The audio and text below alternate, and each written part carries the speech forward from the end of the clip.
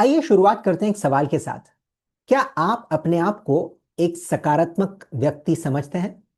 आशा करता हूं कि आपका जवाब हाँ में होगा। लेकिन क्या सकारात्मकता अपने आप में एक तकलीफ बन सकती है? तो इसका जवाब है हाँ। तो कैसे? क्योंकि जब सकारात्मकता हद से ज्यादा बढ़ जाए और वास्तविक ना हो तो वो जहरीली बन सकती है, जिसे हम अंग्रेजी में कहते हैं टॉक्सिक पॉजिटिविटी। तो क्या है टॉक्सिक पॉजिटिविटी? टॉक्सिक पॉजिटिविटी एक ऐसी सकारात्मकता है जहां पर आप वाकई में सकारात्मक महसूस नहीं करते। आप बनावटी सकारात्मकता इस्तेमाल में लाते हैं, क्योंकि हो सकता है आपके आसपास के लोग जो हैं आपको सकारात्मक बनने के लिए मजबूर कर रहे हैं, या फिर आपको लगता है कि हाँ यार, सकारात्मक होना ही एक सही चीज है, तो इसीलिए मैं अपनी जो भावनाएं हैं उनको व्यक्त नहीं करूंगा। तो इसे हम कहते हैं टॉक्सिक पॉजिटिविटी। टॉक्सिक इसलिए कहते हैं क्योंकि इसके बहुत सारे नुकसान भी हो सकते हैं। तो आइए जानने की कोशिश करते हैं कि टॉक्सिक पॉजिटिविटी के क्या नुकसान है। सबसे पहले जो नुकसान है उसको कहते हैं इमोशनल सप्रेशन। इमोशनल सप्रेशन का मतलब है कि आप अपनी भावनाओं को दबा देते हैं।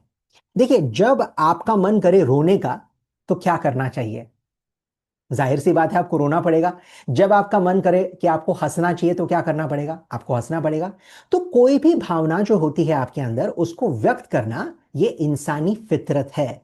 लेकिन जब हम इन भावनाओं को व्यक्त करने की बजाय उनको दबाने लगते हैं और ये सोचते हैं कि हम सकारात्मक हैं, तो ये अपने आप में एक बेवकूफी होगी। जैसे कई बार लोग अपने दुख को, अपनी व्यथा को व्यक्त करना चाहते हैं लेकिन कर नहीं पाते, क्योंकि उनको लगता है कि इसका मतलब है कि मैं सकारात्मक व्यक्ति नहीं हूं। तो जब आप अपनी भावनाओं को दबाते हैं तो ऐसी सकारात्मकता जो होती है वो दरअसल बनावटी होती है, बिल्कुल बेवजह होती है। तो इससे अपने आप को बचाना बहुत जरूरी है। एक और तकलीफ जो होती है झूठी सकारात्मकता की वजह से, उसको हम कहते हैं रेड्यूस्ड साइकोलॉजिकल सेफ्टी। इसका क्या मतलब है? देखिए, साइकोलॉजिकल सेफ्टी का मतलब ये होता है कि आप अपने आप को सुरक्षित महसूस करते हैं भावनात्मक तौर पर जब आप अपनी व्यथा को दूसरों के सामने रखना चाहते हैं। कोई तकलीफ है, कोई व्यथा है, कोई भी ऐसी मुसीबत है जिसको आप बेझिझक होकर दूसरों के सामने रख सकें, ताकि आपको यह महसूस ना हो कि दूसरे मेरे बारे में क्या सोचेंगे। तो जब ऐसा वातावरण होता है कि लोग दिल खोलकर अपनी बात सामने रख सकते हैं, उसे हम कहते हैं साइकोलॉजिकल सेफ्टी। आप भावनात्मक तरीके से अपने आप को सुरक्षित महसूस करते हैं। लेकिन जब आपके इर्द गिर्द लोग ऐसे हों जो बनावटी सकारात्मकता को बढ़ावा दें, तो लोग जो है सच कहने से परहेज करते हैं। लोग कहते हैं हाँ हाँ, सब कुछ ठीक है, सब कुछ ठीक है, कोई भी तकलीफ नहीं है। और ऐसी मानसिकता के साथ आप कभी सही मायनों में उस तकलीफ से उभर नहीं पाते। तो ये एक और तकलीफ है झूठी बनावटी सकारात्मकता के साथ। तीसरी जो सबसे बड़ी इसकी वजह से होने वाली तकलीफ है, उसको हम कहते हैं रेजिलियंस का कम होना। रेजिलियंस का मतलब क्या है? देखिए, रेजिलियंस वो काबिलियत होती है कि जब आप किसी तकलीफ से गुजरें, आप उससे कितनी जल्दी बाहर आ सकते हैं, कितनी जल्दी उस तकलीफ से निजात पा सकते हैं, उभर सकते हैं। लेकिन जो लोग बनावटी सकारात्मकता दर्शाते हैं, वो लोग कतई अपनी तकलीफ से बाहर नहीं आ पाते, या फिर बाहर आने के लिए उनको बहुत ज्यादा वक्त लगता है, क्योंकि सकारात्मकता वाकई में है ही नहीं। आप तो दर्शाने की कोशिश कर रहे हैं, उसको दिखाने की कोशिश कर रहे हैं, लेकिन वाकई में खोखलापन है, कोई सकारात्मकता नहीं है। तो ये सारी चीजें हैं जो टॉक्सिक पॉजिटिविटी की वजह से होती हैं। अब सवाल यह है कि इससे अपने आप को उभारें कैसे, इससे बाहर कैसे निकलें। तो मैं आपके सामने तीन ऐसी आसान चीजें रखना चाहूंगा जिसका प्रयोग करते हुए आप अपने आप को टॉक्सिक पॉजिटिविटी का शिकार होने से बचा सकते हैं। सबसे पहली चीज जिसको कहते हैं प्रैक्टिसिंग इमोशनल वैलिडेशन। इसका आसान शब्दों में अर्थ है कि जो भी आपकी भावनाएं हैं उनको मानिए और उनको दर्शाइए। जैसे कई बार होता है कि आपको गुस्सा आ रहा है, तो अपने आप को बताना जरूरी है कि मुझे इस वक्त गुस्सा आ रहा है। तो अगर आपको इस बात का पता है कि आपको गुस्सा आ रहा है, तो आप उसके ऊपर कुछ ना कुछ निवारण कर सकते हैं। लेकिन अगर आपने ये मानने से इनकार ही कर दिया कि आपको गुस्सा आ रहा है, तो फिर आप उसका कोई इलाज नहीं कर सकते। उसी तरह से अगर आपको तकलीफ हो रही है, शारीरिक या मानसिक, तो उसको समझना, परखना और मानना जरूरी है, ताकि आप उसके ऊपर कोई काम कर सकें।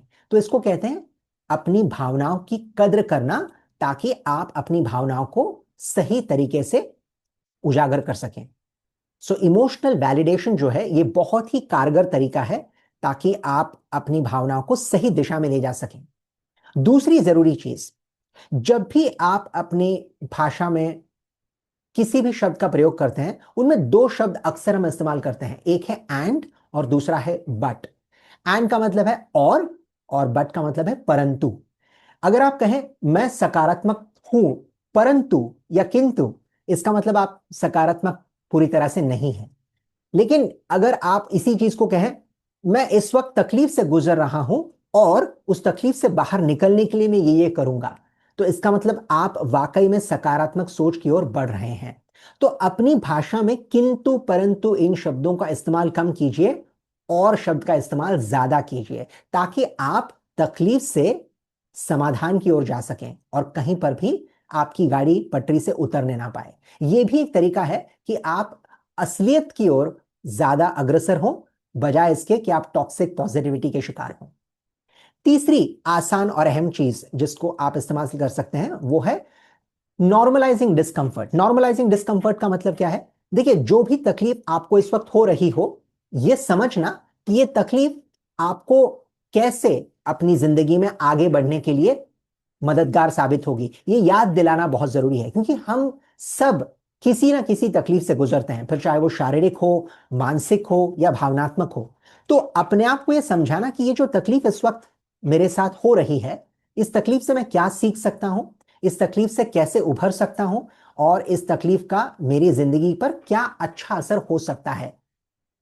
अगर ये हमारी सोच हो, ये हमारी प्रवृत्ति हो, तो हम सही मायनों में सकारात्मक सोच का इस्तेमाल कर सकते हैं। लेकिन अगर हमें इस वक्त जो होने वाली तकलीफ है हम उसे नजरअंदाज कर दें, उसे मानने से इनकार करें, तो फिर हम अपने आप से झूठ कह रहे हैं, फिर हम उस परिस्थिति से उभरने में नाकाम हो जाएंगे। तो दोस्तों, ये तीन चीजें हैं जिसका इस्तेमाल आप जरूर कर सकते हैं ताकि आप जहरीली सकारात्मकता से बच सकें और सही सकारात्मकता की ओर बढ़ सकें। कौन सी तीन चीजें? सबसे पहले जैसे मैंने कहा, प्रैक्टिस इमोशनल एक्नॉलेजमेंट या वैलिडेशन। अपनी भावनाओं को मानिए, जानिए, ताकि आप उनका सही इस्तेमाल कर सकें। उनका पतन मत कीजिए, उनको दबाइए मत। दूसरी चीज, भाषा में और का इस्तेमाल ज्यादा कीजिए, किंतु परंतु का कम कीजिए। और तीसरी सहज चीज, जो भी परिस्थिति इस वक्त है जिसको हम कहते हैं डिस्कंफर्ट, जो भी तकलीफें हैं उनको समझिए और अपने आप को बताइए कि ये आम बात है और इन तकलीफों से उभरने के लिए मैंने क्या करना चाहिए, ताकि तकलीफ को सहने की आपकी क्षमता जो है वो धीरे धीरे बढ़ सके और आप वाकई में सकारात्मक हो सकें, बजाय इसके कि बनावटी सकारात्मकता के शिकार बने। तो दोस्तों, इन चीजों का प्रयोग जरूर कीजिएगा और मैं आशा करता हूं कि इससे आपकी सोच, आपकी प्रवृत्ति और आपकी जिंदगी खुशहाल बनेगी। बहुत बहुत धन्यवाद।